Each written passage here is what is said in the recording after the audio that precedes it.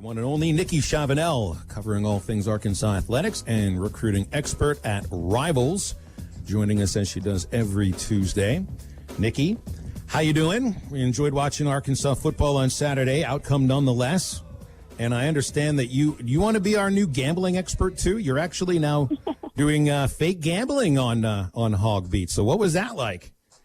Yeah, well, first of all, that first half was great. If you watched my halftime Periscope, I think it was the happiest I've been in a long time watching Arkansas football. But, yeah, the gambling, I've always been super interested in it, but I don't ever have money to, just try it out. So I figured I'll, pretend I have a certain amount of money, look at the SEC games. And it's especially nice because I only really want to bet SEC games anyway, so the schedule is perfect.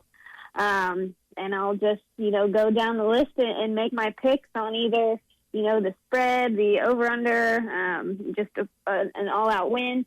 And I did pretty good this past week, except for the LSU Mississippi State game. I gave LSU even more credit than I should have, and then also I just totally underestimated how quickly Mike Leach's offense would get rolling. I think maybe everyone did. You and everybody else. Yeah.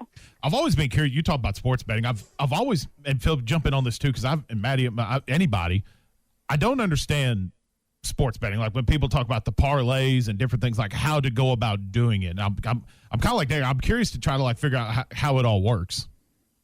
Yeah, I had to get some input from Ben, my boyfriend, who has in college. I feel like it's a thing for guys to get into sports betting, and then maybe some of them phase out of it, and then some of them don't.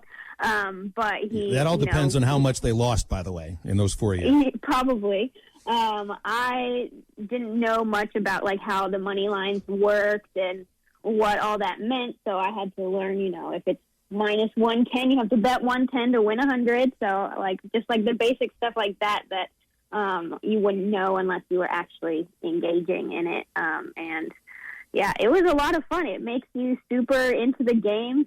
The last drive, even if a team is winning by 16, you're like, man, I really hope they, go for that field goal or something like that. Just it makes every second a little bit more exciting, especially when it's fake money. Well, certainly made the end of the Arkansas. To get as scared.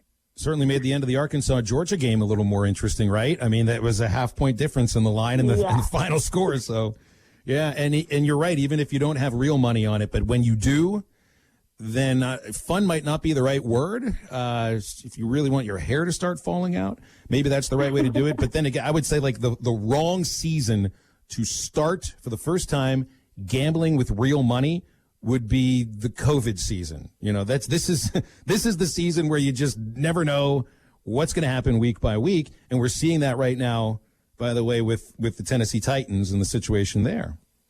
Yeah. When I made my pick for the Mississippi State game, and then I saw Saturday morning, it was all over the SC network that Derek Stingley was out for LSU. I was just like, all right, this sucks. I'm never betting again.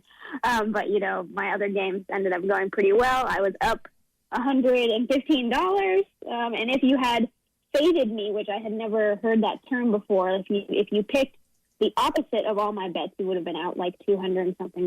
So I did pretty well.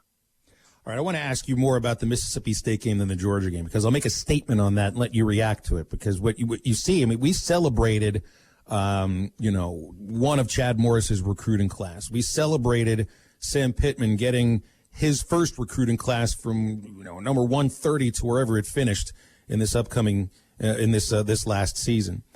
But then you go up against Georgia, a blue blood that year in, year out has top 5 recruiting class, no matter what. And so with all the positives you saw from Arkansas on Saturday, it's still just a matter of depth and talent. And what Arkansas has is nothing close to what Georgia has. And that's what it was about for me on Saturday, amongst everything else. Yeah, I think that you could get a hint of what was going to happen in the second half based on what Sam Pittman said after their first scrimmage this fall camp. He said that the guys just weren't used to that kind of physicality. And he was like, I don't know what they've been doing before, but, we're going to play hard scrimmages. And I was like, oh, that can't be good. I mean, Pittman just came from watching Georgia scrimmage, so he knows what it's supposed to look like. So the first half was a complete surprise, and the second half, not so much. I'm sure a lot of Georgia fans are worried about their quarterback situation, but it looks like JT Daniels is cleared for this week, so good for them. But if they hadn't started Juan Mathis, I think if they had went straight to Stetson Bennett, I think they would have started off a lot better, and Arkansas wouldn't have looked so good. And I'm going to tell you what, though. I mean, if I'm Arkansas, I got to be a little nervous that a third-string quarterback who's got a name that it sounds like his family was a founding member of Augusta National beat you. Like, that to me is Stetson Bennett the fourth. I'd be a little nervous if I was Arkansas. We can laud the defense's performance, and they were good for the most part, but that's a third stringer, a walk-on, a former walk-on who beat Arkansas on Saturday. That's not a good thing. Yeah, no, it's not. But the line of scrimmage was an issue. Arkansas's offense being pinned back so far as they were and not being able to get the run game going at all to even give them like a little bit more breathing room was just like the whole recipe was a disaster. And I think that they should have, tried for a few more big plays. But when you have a lead against Georgia, you don't want to make any mistakes. But then once Georgia started scoring points, like they took some more shots, they let Treylon Burks throw 50 yards down the field for God knows what reason.